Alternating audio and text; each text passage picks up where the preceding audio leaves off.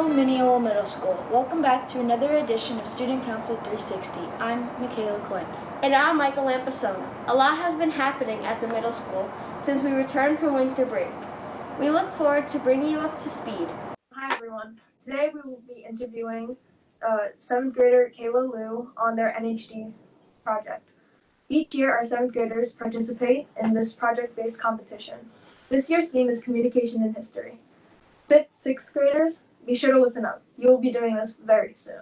Can you give us a brief explanation of what the National History Day project is, Kayla? So you choose a topic based off of the theme of the year, and you basically do some research on it and find primary sources to make your claim stronger. We both competed as well, and like Kayla, we moved on to Hofstra, and it's true, the primary sources is big. It really helps you beef up your project. How do you feel about moving on to the next round?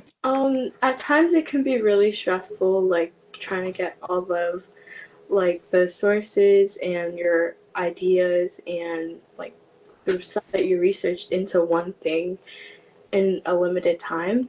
But it's also pretty fun doing it because you get to kind of design it. How do you feel your project relates to the theme of NHD this year?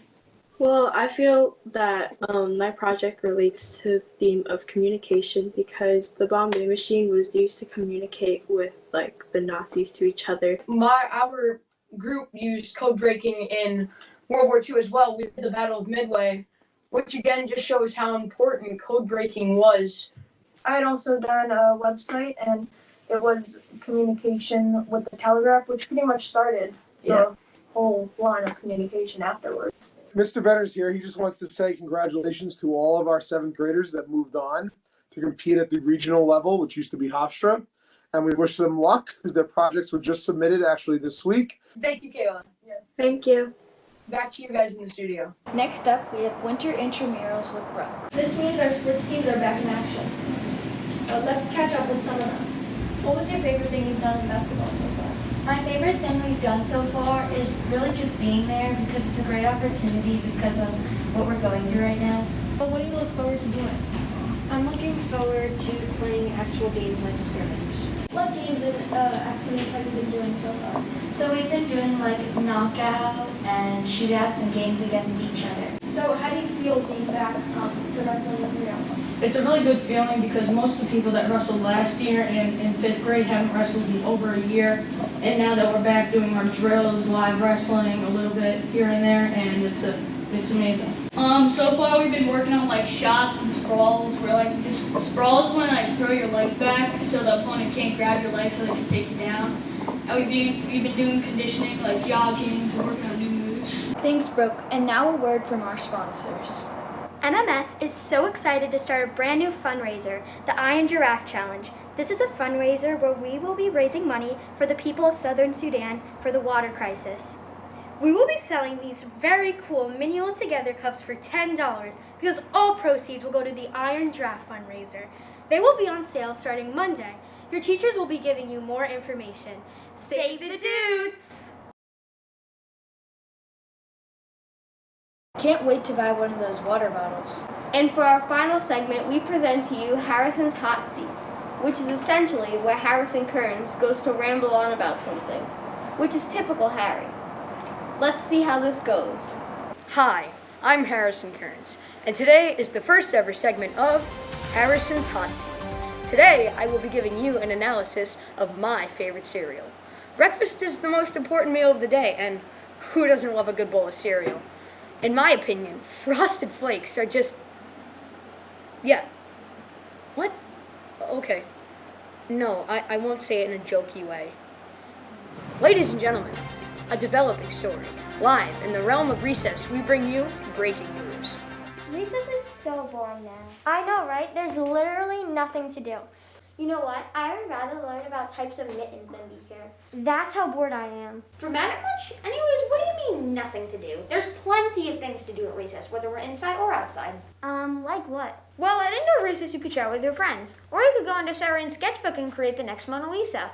If you want to play a game, you could play 2 truths and 1 lie. You could even play Kahoot. And at outdoor recess, you could play all different types of tags. Chicken tag, birthday tag, you name it. but do remember to only tag on the elbows or on the back. Maybe you are right. It sounds like there are a lot of things to do during our 24 minutes of recess. Well, of course I am. I'm always right.